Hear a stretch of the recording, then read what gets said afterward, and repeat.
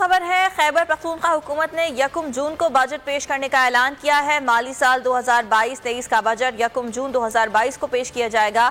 सूबाई वजीर खजाना आइंदा माली साल का बजट गुज़िश्ता बजट से ज़्यादा होगा, ऐसा बताते हैं। तैमूर सलीम झगड़ा ने यह भी बताया कि नए बजट का हजम 12 खरब रुपए से ज़ायद होगा, जबकि सूबे का नया तरक्याती बजट 4 खरब से ज़ायद होगा। आपको आगाह कर रहे हैं, आइंदा माली साल के बजट के हवाले से KP का बजट कब पेश किया जाएगा, इस बारे में ऐलान कर दिया गया है। और आपको ये बताएं कि 1 जून को ये बजट पेश करने का ऐलान किया गया है।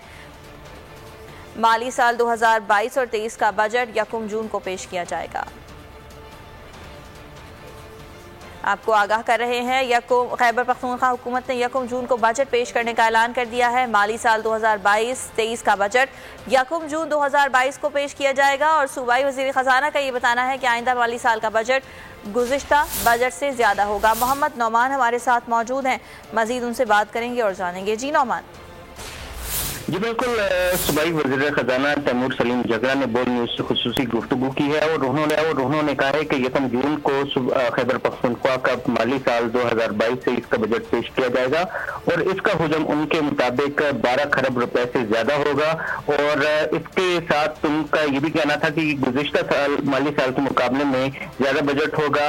इसमें जो तरक्याती बजट के लिए रकम मुख्तस की जाएगी वो अंदाजन 4 खरब रुपए से ज्यादा होगी। और तैमूर सलीम झगड़ा का ये भी कहना था कि जो दारोमदार होता है बजट पर और इसके वजह से उन्हें कोई मुश्किलात पेश नहीं आ सकती, ताहम विफाक की जानिब से जो PSDP और दीगर मदाद में जो फंड्स मिलते हैं सूबे को, उसमें कुछ रुकावटें आ सकती हैं। और उनका ये कहना था कि इनको हर सूरत रुकावटों को दूर करके जो सूबे का हक है वो हासिल करने की कोशिश की जाएगी।